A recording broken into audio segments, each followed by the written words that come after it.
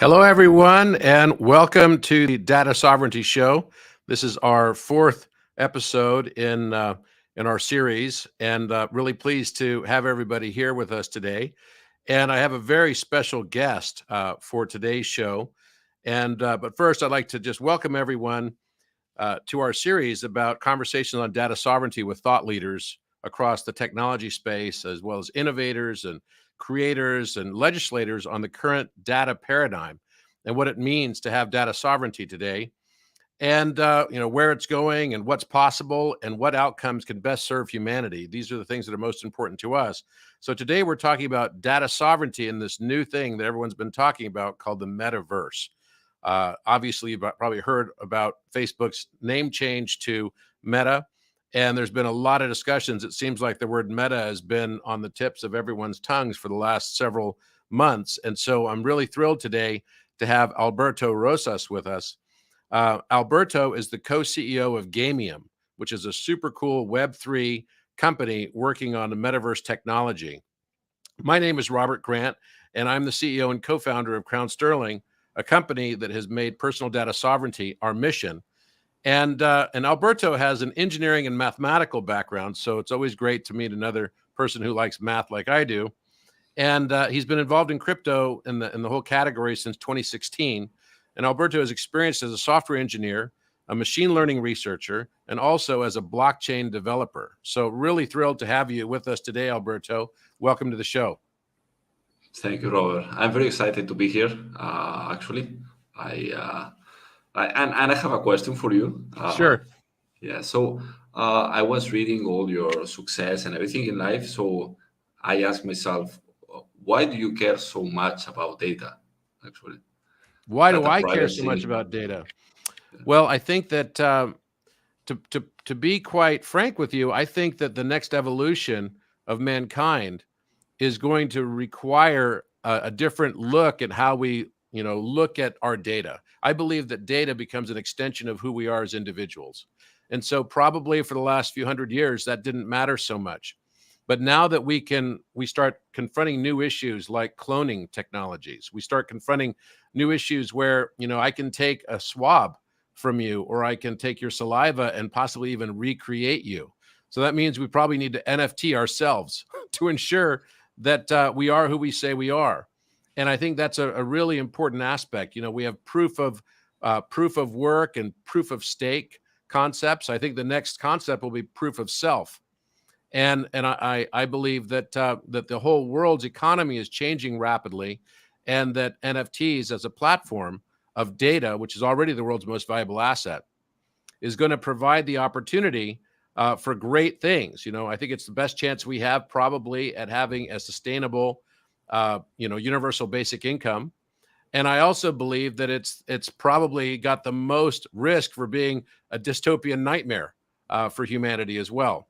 So as things go really great, things must also go really poorly. And all new technologies have that sort of double-edged sword associated with them. So I believe the next frontier of human endeavors and technology and everything is so exciting from the perspective that we're now living in an economy that is transitioning away from mediators and intermediaries as making money and garnering value towards more of a liquid barter exchange for creativity and for innovation. Whereas the 20th century was about the intermediaries, I think the 21st century is largely going to be about the creators and innovators, people that create and make things. I think IP is going to all change as a result of this type of technology. I believe that that all of us today, the most valuable asset we will have will be our data. And it is so fundamental to who the future human being is, and not only important for Metaverse as a concept, but I think it's going to be, important for this mixed reality that we're already kind of moving towards very rapidly. Does that answer your question?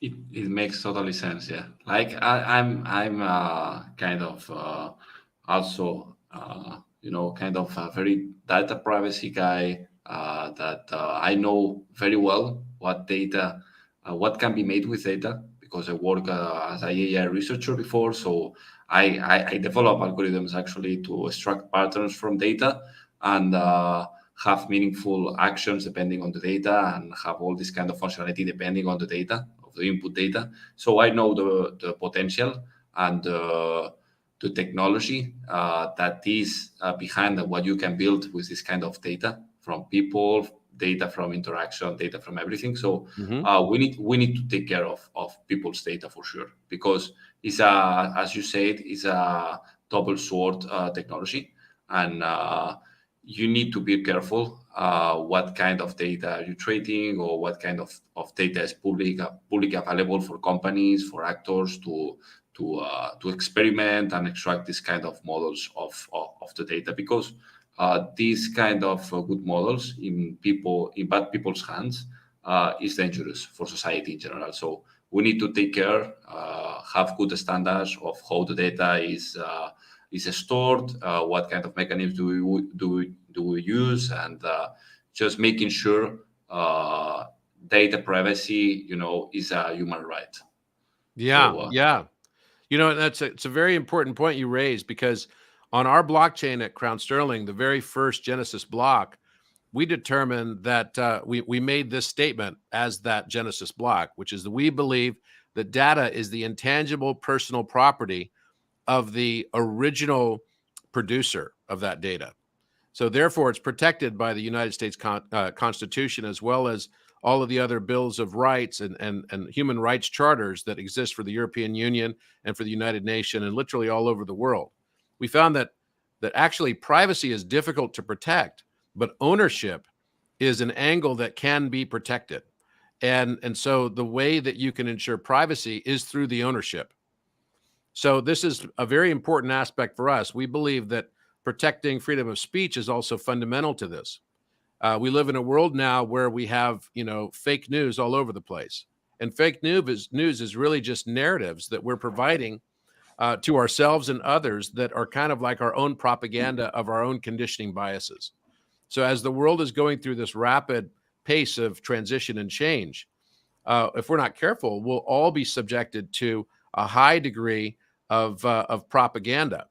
Now, that propaganda we're already seeing. I myself have experienced censorship on social media. The only solution is to actually allow for true free speech, we believe. So we made that our First Amendment to our, data rights, our data bill of rights that we put into our Genesis block and blockchain. So we fundamentally believe in this, and we've created technologies in order to help companies be able to create encryptions and compressions of data and technologies so that it can be stored in a decentralized way and entirely under your control as original producers of that data. That includes even all things like eventually, like your geolocation, as well as your search history, your purchase history, and we've made it with quantum resistant encryption so that at least for the next several, probably decades, we'll be able to have a really truly safe, and secure method of communication. And I think this is going to stem all the way through and should form the basis. Quantum resistant encryption and mathematical compression technologies like we have should form the basis of all of Web 3.0 and for any metaverse or gaming technologies that come in that.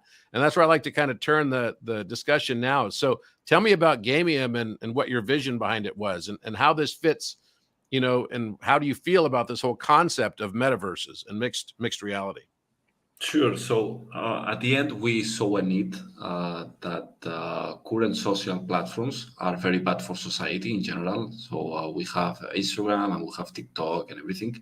So I feel there is a lot of wasted hours for society in this kind of platform. They are only optimizing dopamine hits for their users, and that's pretty bad because at the end, users have to do things that extract value for society in general. And I feel these platforms are very wrong. Like the function they are optimizing for maintaining their users on the platform is very bad. They are optimizing for retention and for increasing their ad business model. Hmm. So that's kind of wrong. And because we know technology, we knew that implementing Web3, implementing a native economic layer to this kind of social platform, we can improve a lot this kind of business models, and not relying on just showing the user dopamine hit content and expecting them to be there on the platform for a long time. So we began working on this concept of the metaverse before Zuckerberg announced it, and we began working very hard. We put together a dream team, and we just started working, iterating, and just asking ourselves what is the most important technology we can develop on the metaverse as a foundation of the metaverse or Web3. And after this kind of brainstorming, iterating, and everything, we decide, okay, we just have to work on a digital identity.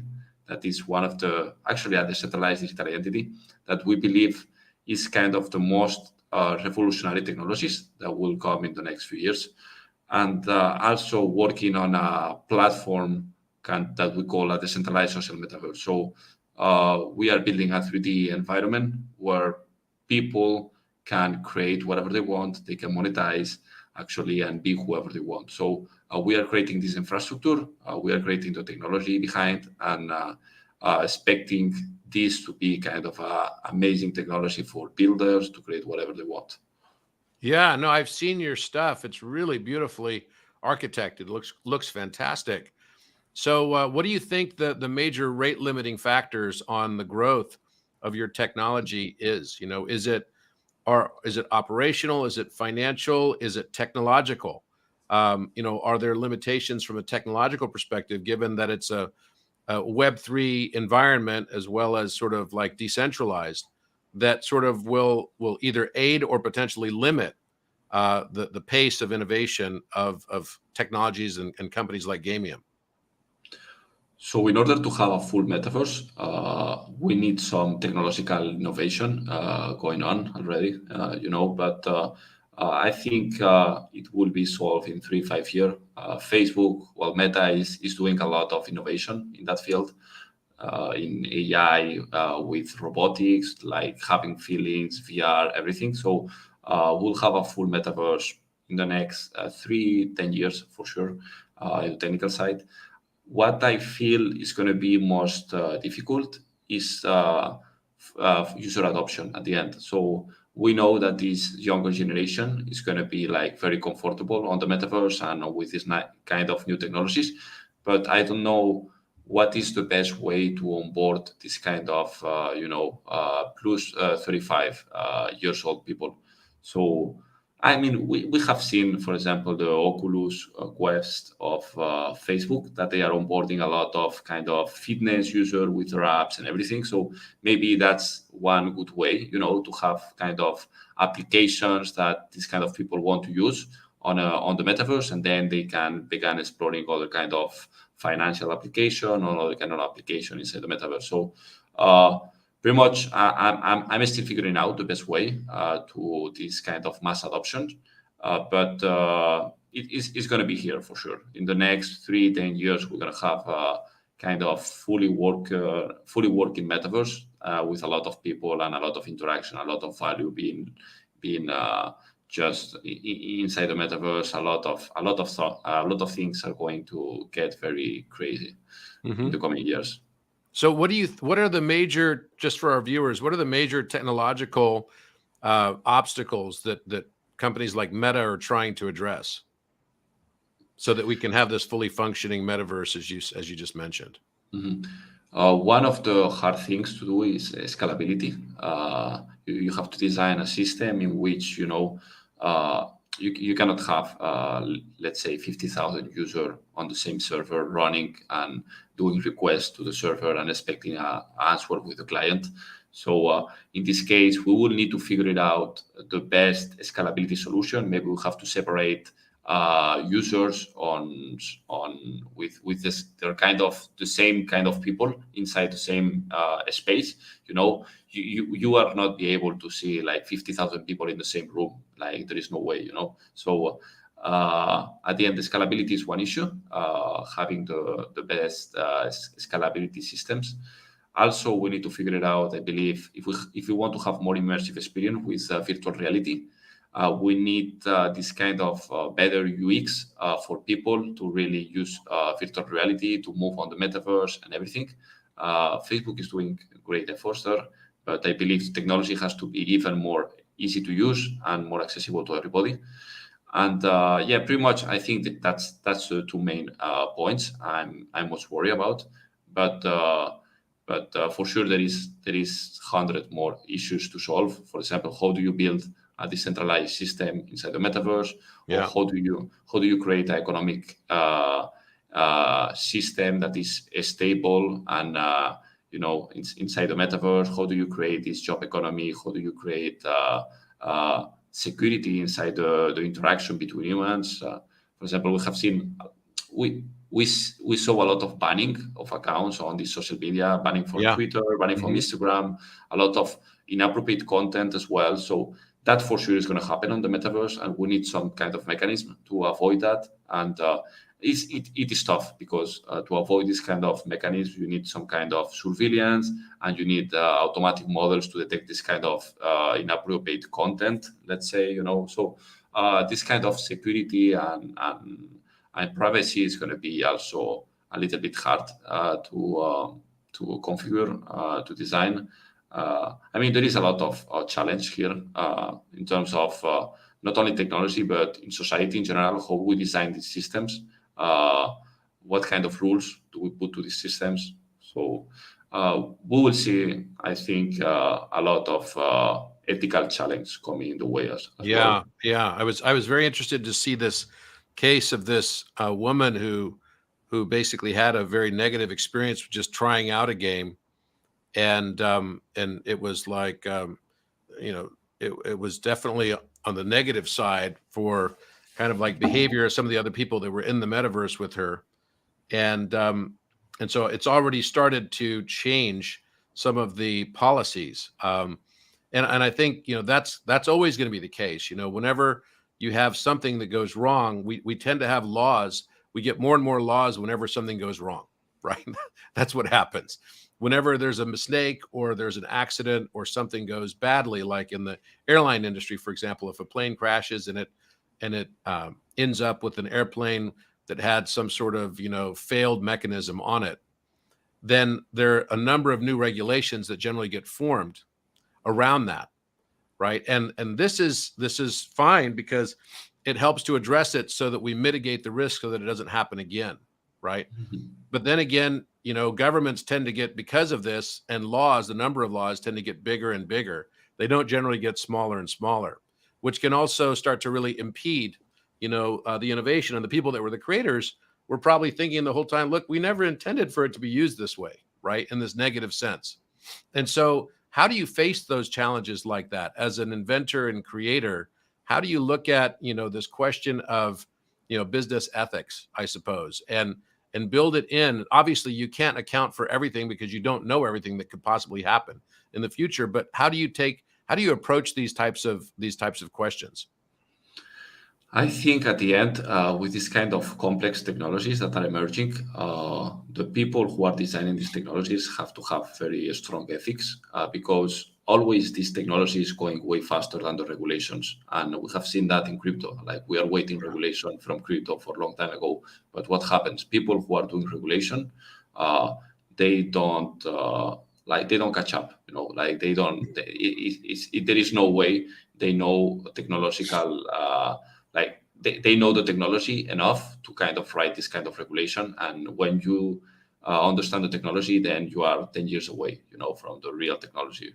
So how it's evolving and everything. And we have seen that on the crypto space. So with Oh yeah. NFTs, with everything. So we don't have any clear regulation about that. In the metaverse, it's going to happen the same. So uh, a lot of companies will develop products, will develop whatever they want, actually, and maybe we don't have any clear regulation about what they develop until 10 years later. So at the end, I believe it's going to be for the creators' ethic to have a very strong ethic and design products, services that try to avoid that it's going to hurt someone in the future, or at the end, developing products or creating products, thinking about, okay, so this is good for society in general. Hmm.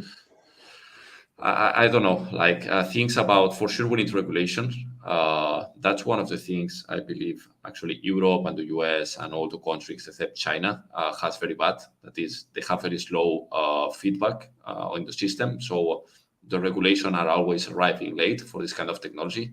Instead, China, for example, they are regulating constantly the technologies they have there, so they can adapt better and make these kind of decisions better.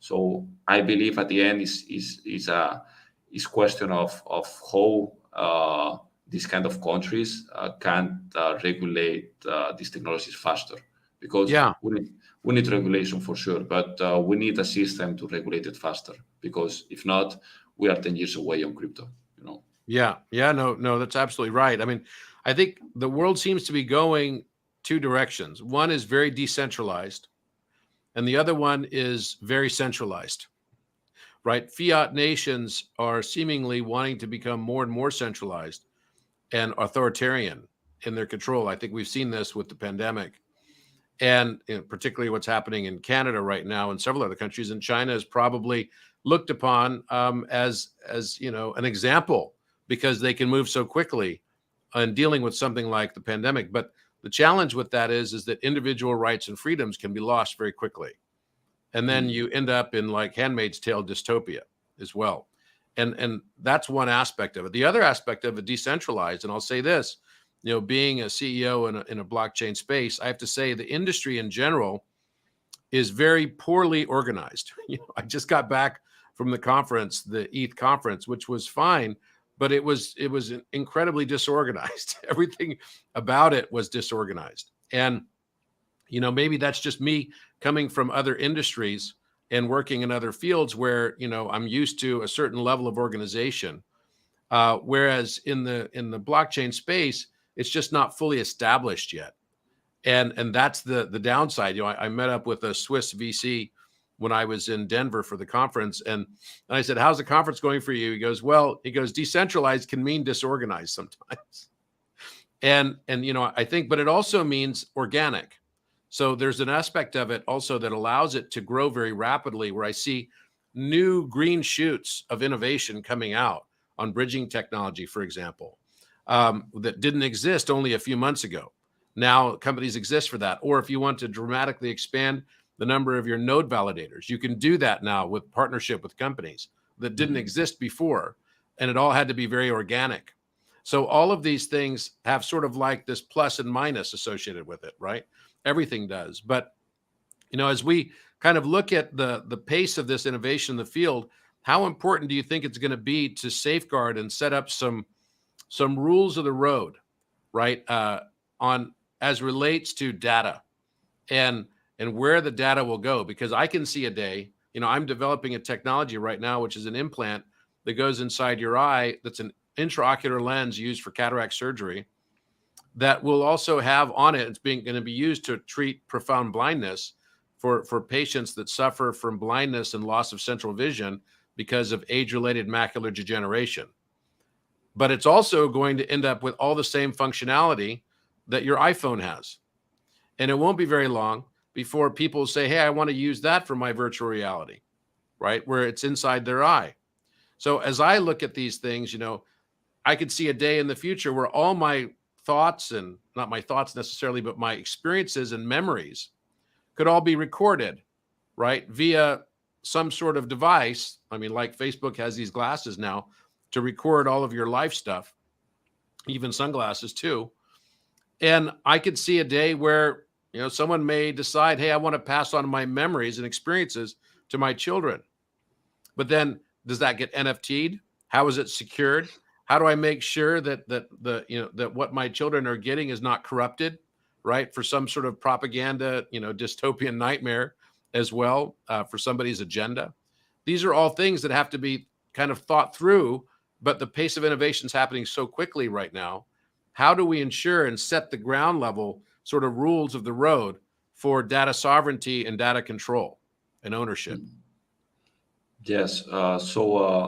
At the end, you said something very interesting. That is, like, you have pros and cons between centralized and decentralized systems. Okay, so I'm not like 100% sure which at the end system is best. For sure, For example, if you have a centralized system, it's more easy to organize, more easy to control, and more easy to reach some goal. If you have a decentralized system, maybe you have more innovation coming, but also it's difficult to attach all this innovation and make it happen after. So I don't know, maybe it's a combination of both that we need to have in order to have an optimal system that optimize innovation and optimize value creation. But we will figure it out, I believe, at the end. The thing about data, I believe a lot of companies are taking the approach right now, like you have the European Union that is coming like very aggressive with the data law and GDPR and everything. Mm-hmm. So they are taking more care about data because they don't want this kind of economic sanctions into their companies, and they don't want, this kind of bad reputation that we are seeing with this kind of data companies. So they are taking more careful, and I believe because of that, like companies are willing to tend more kind of privacy. We have seen, I believe, Meta, they want to do kind of a change, and they want to be like more private. They want to have more interoperability with data. They want to embrace this kind of public blockchains technology. So I believe the next coming years is going to be more on privacy. And when companies are designing systems for the data, they are actually thinking about privacy. So that's important because 20 years ago, no one was thinking about privacy. And I believe all these companies will design some kind of privacy tools. For example, you have WhatsApp, you have Telegram that is end-to-end encrypted right now. So, that's a big, actually good innovation for everyone to have all this conversation encrypted between this peer-to-peer network. So I believe the future is, okay, let's make private what can be made private, and let's try to collect only the data that is necessary for the business model, for example. So the question is the platform, for example, for your metaverse, will your platform be owned, or is it going to be decentralized? Mm-hmm. So, for example, in our case, we're developing these two technologies. One is the decentralized digital identity. In this case, is totally decentralized. So you are a human that has an avatar, and this avatar has data. It has an anatomy, it has off-chain data, and it has on-chain data. So all this data is encrypted, actually using, for example, the asymmetric keys of the users. But as well, you can make a lot of claims regarding what a user has or not has. For example, University of Toronto, let's say they want to give a claim that you have a marketing degree in University of Toronto. They can make that. They can kind of issue this claim through a smart contract, and they can give it to you. So you have this data, and this data can be private, actually, and you can share it with whoever you want, actually. With application, you may share it with another avatar, you will share it with whoever you want. So at the end, you have the power to share your private data to whoever you want. Even you can make it public for everyone to see it. So we're designing this kind of platform where the user really has the control of their data, and it can join all the digital fingerprints in one place, that is the avatar, and then it can show the data to application, it can show the data to other avatar, and all this data is encrypted for sure. Maybe later we can explain exactly how it is encrypted and everything, but it's an amazing technology, and I believe we are kind of in crypto in 2010 right now. I believe in the next coming 5-10 years, we're going to talk a lot of decentralized digital identity because it's a very powerful technology, and that's why we are very focused on that.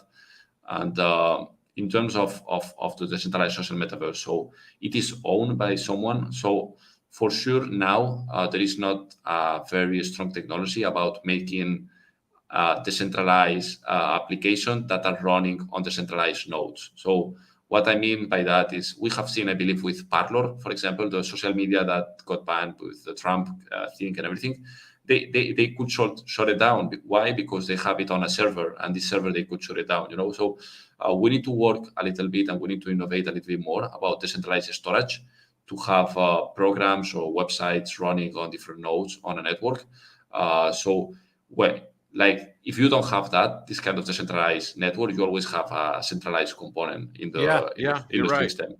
So I was talking to that point. I was talking to the owner of a television station, um, and and he was telling me that that AWS had contacted them and said, "We don't like 137 of your titles, your TV shows.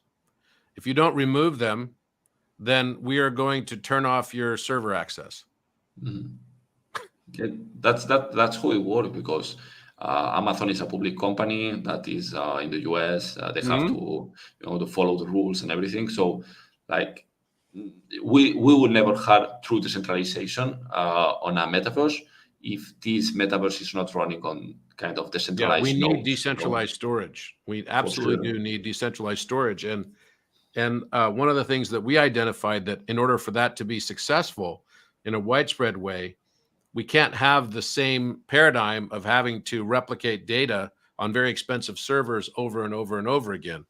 So, how do we expand that footprint? And that's what we identified was through mathematical compression, a new compression technology that we are very, very excited about. That's far more efficient than any of the current types of lossy compressions.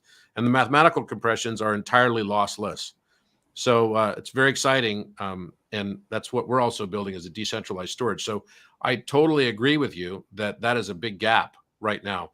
We'll never have true decentralization until we can have everything decentralized in our storage on the IPFS. Exactly.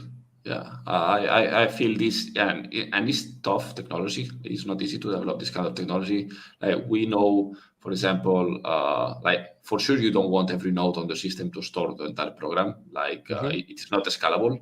So we have sharding, we have other kind of techniques that we may use, and compression techniques that we may use. But I feel a lot of innovation has to happen here, Yeah. and we will see it in the next coming year for sure. I see a lot of crypto projects working on that. I think Internet Computer or this kind of project that are working on that. I don't know exactly how they are managing their work and how the product is, but for sure there is smart people working on that, and let's see how it goes on the next years. So for your decentralized platform, is it EVM compatible, or did you guys build your own native chain on that? Yeah, so right now, okay, so our we have two token actually. We want to separate the utility token from the governance Hmm. one because we don't want to mix this currency like in-game currency from the metaverse with other Right. kind of aspect of the company.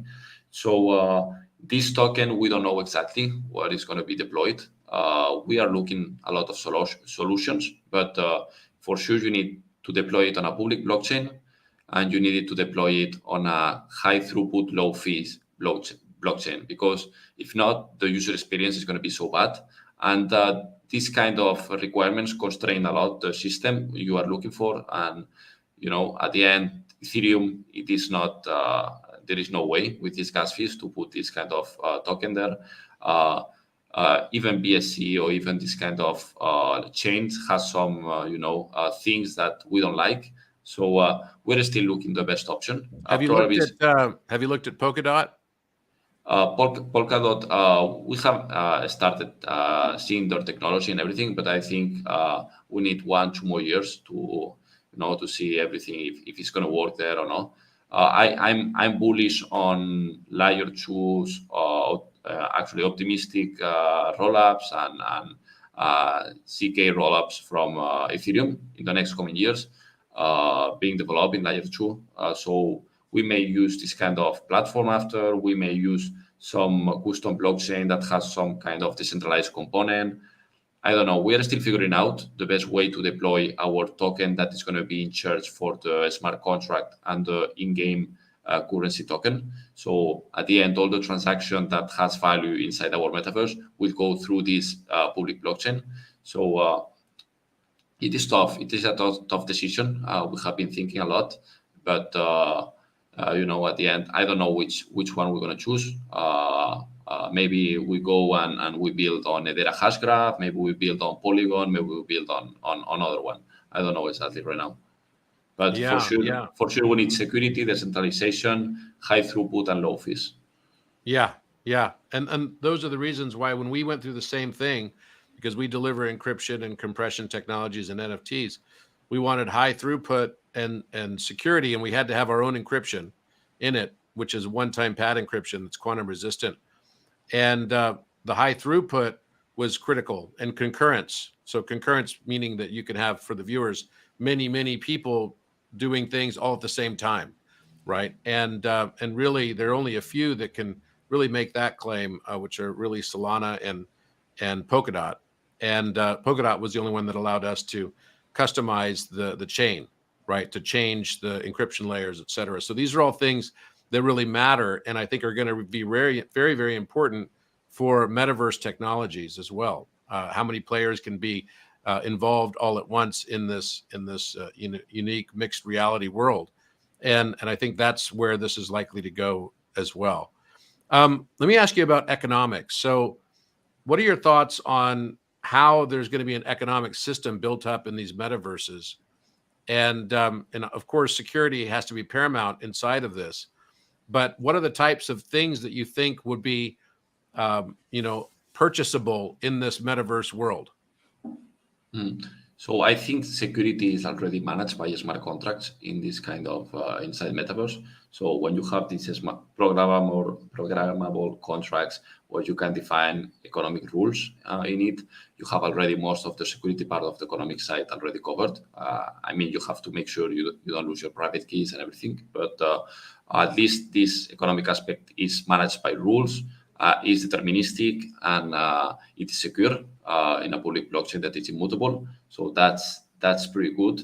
And regarding actually the people who design the economic system, that's where I'm most interested, because I have been following a lot the play to earn games and their economy, actually, because it's pretty interesting how we can design an economy. I feel we only have done that once, and it's with the human race and with hundreds of years of development.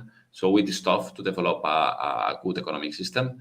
Uh, I believe, for example, we are developing the economic system for our MST token, the utility token, and we are making sure that is the most automatic as possible. So all the regulation of the system are automatic when we can, and if not, for sure there is manual regulation. So if we feel, for example, that the input of the system, that means we are like a lot of MSTs are entering the system more than the value that is created with these MSTs, for example, and there is a kind of high rate of inflation, for example, we need some mechanism to adjust that.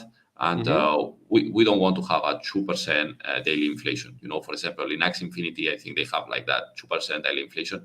It is not sustainable, and your token will lose value against other tokens, or against the dollar, or against other kind of tokens, and your economy is going to crash. So you always need to monitor this kind of metrics, inflation, value creation, all these kind of metrics, and then you have to have mechanism to adjust that. For example, in Axie Infinity, that is a very famous play-to-earn game, they are changing constantly rules they are giving to the people there. For example, you can earn, instead of 90 SLP, you can earn 45 if you are on the top 1,000 ranking in the world, for example. So this is a technique to modify the rules of how economics are being deployed on the system. And you need, for sure, very quick feedback. And at the end, in the Earth, we have a very slow system of economics. We have every month or every year we have some kind of modification on the economics of a country or everything. But also the economy is slow. The transaction takes time. If you want to ship a product from China to Spain, let's say, it is 60 days. You do the payment, and you can start monetizing this payment when you sell the product, and that takes maybe 4 months, 5 months. But in the crypto ecosystem or the digital space, is so fast. So we have to adapt ourselves and checking, okay, a transaction just settle up in 3 seconds globally, and then I can extract value in 10 seconds of the transaction already, like this kind of investment or arbitrage opportunity, whatever. So we need really systems that are very fast in terms of adjustment and regulation. And it's very tough to design the system. At the end, we are helping us with mathematics for sure, and seeing which is the best system and which are the best rules to have on the economic side. It's interesting, it's almost like the way that this is going to develop. One day you can almost see that there's probably going to be like a form of a digital central bank with its own liquidity measures. Maybe it's going to be AI driven. I don't know. But I'm guessing who's going to be the Janet Yellens and the Tim Geithners and the Goldman Sachs. Are going to be an entire economy inside of these metaverses. It's just mind-boggling to think about, and the amount of complexity, and it's almost, because the complexity is so high, you almost have to err on the side of decentralization. Otherwise, it's going to be impossible to manage all of it. You almost have to let the invisible hand of, going back to Adam Smith's form of economics, right, and the wealth of nations, almost have to go back to the invisible hand and let the invisible hand just sort of manage and run it by creating kind of free market systems inside of it. But it's a very intriguing question. I don't know the answer to these questions. I think that probably nobody does, but they're very interesting to think about, and they could have far-reaching impact on society at large, right? As these new worlds, new real estate models, new kinds of proof of work, mining activities, and all kinds of stuff that will be inside these worlds, right? Almost becoming like multiverses, right? Compared to our reality here. And at some stage, these places are going to become literally indistinguishable from reality. Mm-hmm. And then, if we ask Elon Musk, he'd probably say we're living in a metaverse right now, right? We just don't know it. So, but I appreciate you taking the time with me today, Alberto. Any final question you have for me? Just at the end, how would you develop like this kind of economic system? So what you will take in account and everything. Boy, that's a big question, and I have to admit it's not something I put a lot of thought into yet. I put more thought into how the technology could be enabled and how the compression can be enabled, and I'd love to spend some more time with you offline since you have kind of a mathematics background. I'd be happy to take you through it. And also, how it can be secured with incredibly strong encryption that is now practical, that can be used. But as far as the economies and how the governance will work within these systems, I'm assuming that they will have like decentralized governance, and that's one of the things that I find most promising about blockchain. I think the decentralized market and world can seem a little bit like chaotic, right? Just like I said, I gave my example of being at the ETH Denver conference, but it also fosters a high degree of entrepreneurship and sort of innovation, the pace of innovation. Everything is crowdsourced in that model. You can think of it like that. Literally everything, people find a need in their niche and they want to fill that need with their niche product or whatever the service is. And I think that is something that's more sustainable than something that's totally centralized. And the negative that we didn't talk about with centralization is the authoritarian and risk of despotism, right, within those kind of environments. And that's a place that we probably don't want to be returning to, because then you could have like whole fascist regimes inside of those, kind of environments. And I think these are all going to be very, very interesting to navigate as we go forward and say, okay, is it going to be a model that can be self-sustainable and can grow on its own without too much control from society or from a centralized presence? And I think in general, that's kind of the way the earth has been set up, right? But then you could say, well, maybe if you believe in God, then there's probably someone who is a central authority who's kind of like architecting and creating all of it. And maybe, just like in the film Ready Player One, they hand you the keys at the very end and say, thanks for playing my game. And, it could be something along those lines. I don't know. I do believe that within the next 30 years, the technology will be absolutely indistinguishable from our real life world.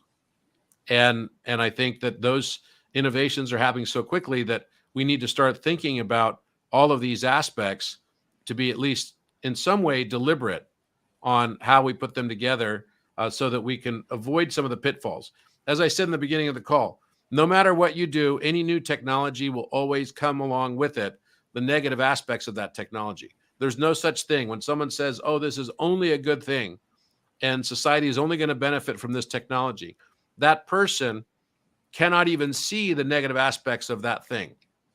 And so we need to be able to see other perspectives and be able to still listen and hear other perspectives so that we can at least mitigate the risks. But then again, new technology has never been stopped just because of the negative aspects, because the positives are always equal to the negatives. So this is the nature of the way humanity has evolved, and how civilization has evolved and will continue likely to evolve. So I just think it's going to take some extra thoughtfulness, and we're going to have to start to become more of a world that's probably less judgmental and more accepting of concepts like invisible hands. Mm-hmm. And as Adam Smith talked about in his book, The Wealth of Nations. Thank you very much, Alberto. I look forward to talking with you again and continuing our discussion and really talking about some math too. Thanks to you, Robert. Yeah, for sure, we can talk about encryptions, how your system works, how our system works, and everything. I'm pretty excited about that. Yeah, absolutely. Absolutely. So I'll look forward. We'll schedule it. But thanks very much to all our viewers. Have a wonderful day. Happy 2/22/22. All the best. Bye. Bye.